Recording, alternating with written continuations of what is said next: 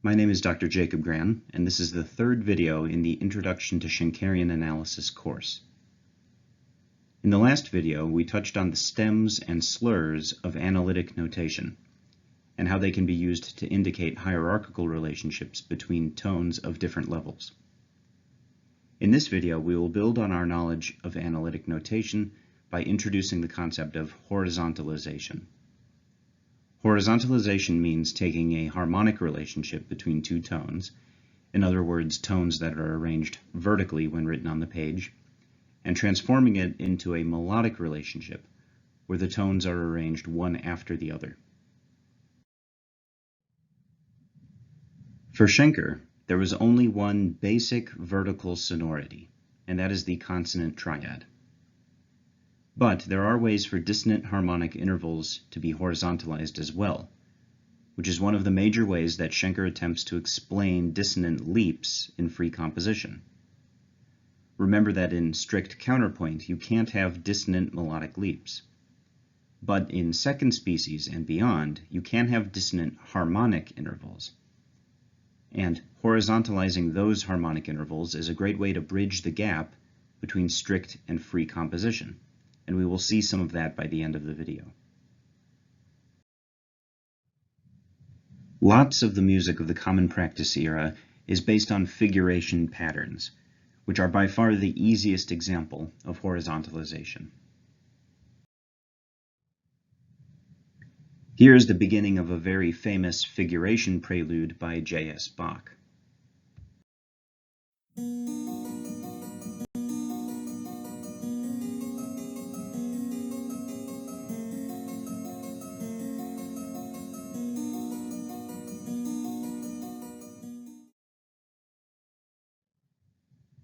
The metaphor of an imaginary continuo is especially useful in reducing these kinds of figuration patterns. When a continuo player needed to realize a chord progression on the contemporary keyboard instruments of the 18th century, which had little to no sustaining power, they needed to find ways to activate or rhythmify the underlying chord changes. They did this often by rolling the chord, splaying the notes out so that they don't happen all at once, or sometimes by applying a figuration to the chords. If we want to undo the figuration so that we can see the underlying chord progression more clearly, we simply take out all of the repeated notes and pile the notes of the figuration up onto the downbeat. From this perspective, Bach's chosen figuration pattern is just one of many possible ways to rhythmify this underlying voice leading pattern.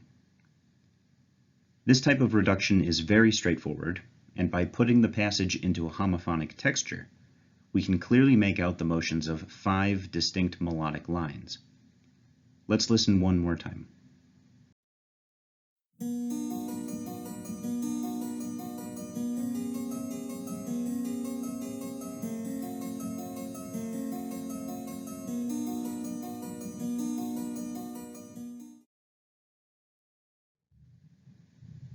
The 18th century also saw a number of conventional figuration patterns, like Mozart's use of the Alberti bass in this example.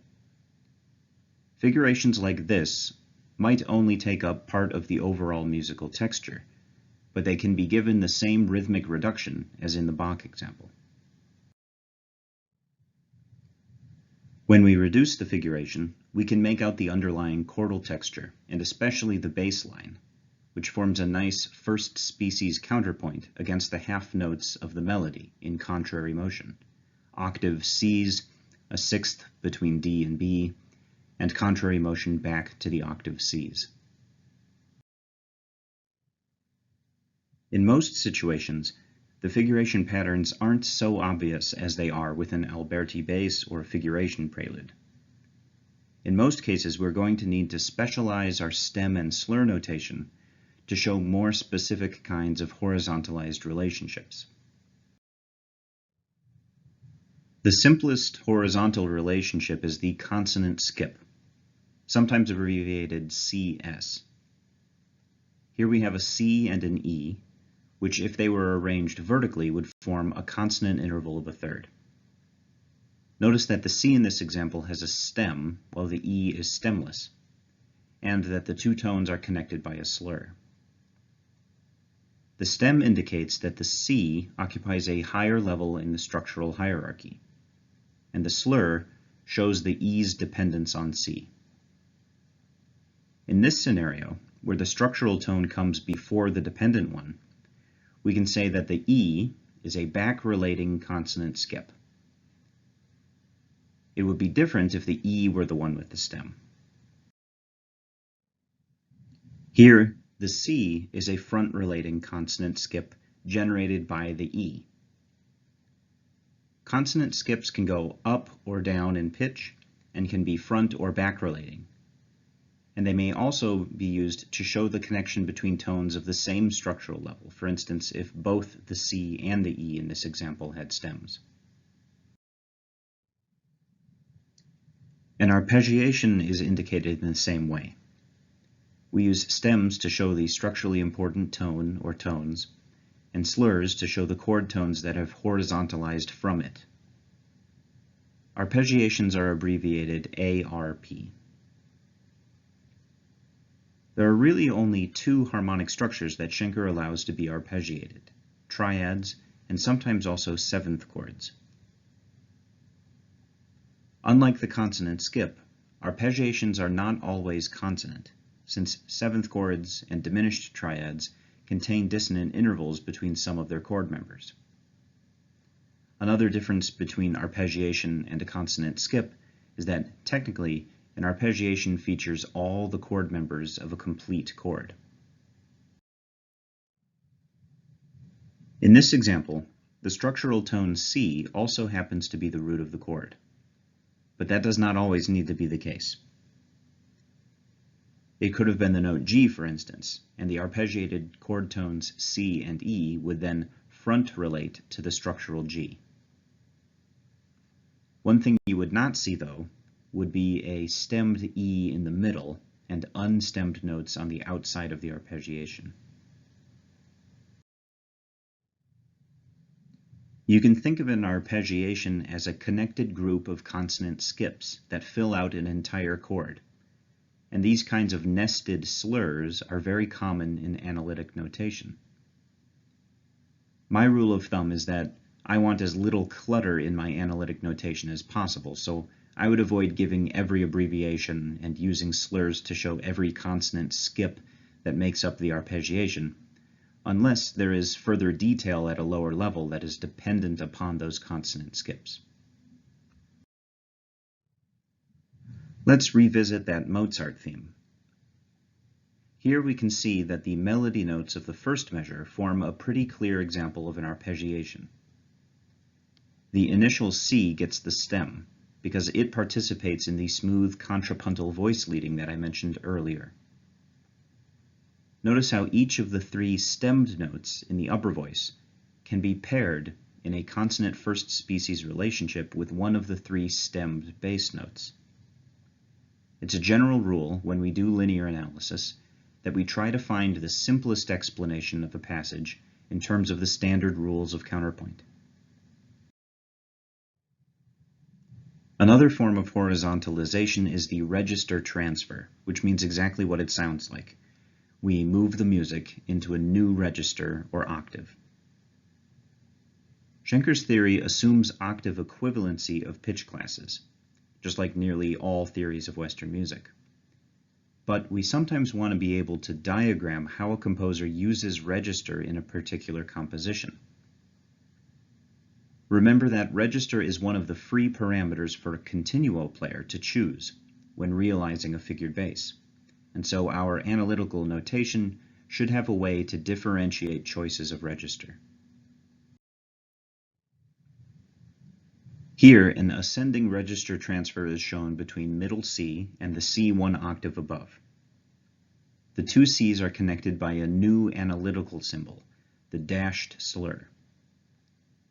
Dashed slurs are used to indicate unity or repetition. This is showing that the connection between the two Cs is not a consonant skip of an octave, which would have also been possible. But instead, at a deeper level, the two Cs are different realizations of the same tone. They are the same tone, but repeated in different registers. That's a pretty heady concept, so let's look at an example from a real piece of music. Here's the main theme from the slow movement of Beethoven's Ninth Symphony.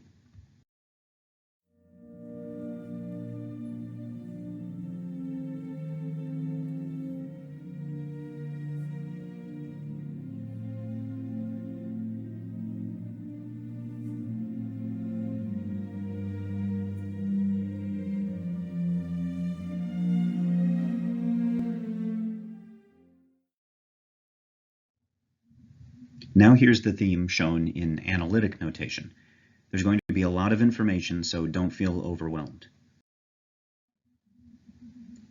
Not all of the stems and slurs in this example will be clear at this point, but you can probably clearly understand the slurs in the middle, labeled ARP, which both show an arpeggiation through the B-flat major triad. Notice the large dashed slur that connects the initial melodic D with the D an octave lower in measure 3. After that, another dashed slur brings us back to the D in the correct register on the downbeat of measure 4. The analytic notation shows how the entire 30-second long theme is organized around the goal-directed motion from the first register into the low register and back again. By the way, the pairing of a descending register transfer with an ascending one that returns to the correct octave is very common. The last type of horizontalization covered in this video is the unfolding. Let's start with these parallel sixths. The stepwise motion from C to B in the upper voice is paired harmonically against the motion from E to D in the lower voice. There are 4 different ways to order these notes so that both voices have begun their motions before the other one has finished. This is essentially what an unfolding is. What were 2 harmonic intervals at the middle ground level have been separated or unfolded into 4 melodic notes at the foreground level. But Schenker uses a special analytical symbol for unfoldings. Let's focus on the middle example. Now let's show how Schenker would represent this unfolding in analytic notation by changing the way that it is beamed. This is one of the cooler pieces of analytic notation, and students have a tendency to find unfoldings everywhere in their analyses, partly because they are fun to graph. What's happened is we've given the upper voice stems that point downward, and the notes of the lower voice are stemmed upward, and then the 2 voices are beamed together to show their harmonic connection. Here's what the other unfoldings of these sixths would look like. You will most often see unfoldings between parallel intervals like sixths and thirds, although other harmonic successions are possible. For instance, a tritone resolving to a third. By the way, because unfoldings occur between 2 harmonic intervals, you will rarely ever see an unfolded interval on its own. They usually come in pairs like we've seen here. The last concept is the compound melody, also sometimes known as a polyphonic melody. All of the horizontalizations that we've encountered so far in the video deal with middle ground harmonic relationships being transformed into foreground melodic relationships. And that often means that the multiple voices that form a single harmony have to be merged into the same performance part. Compound melodies made out of multiple voices are very common in the solo works for cello, violin, or flute from the 18th century, for instance. Here is the fugue subject from Bach's C-sharp major fugue from Book 1 of the Well-Tempered Clavier.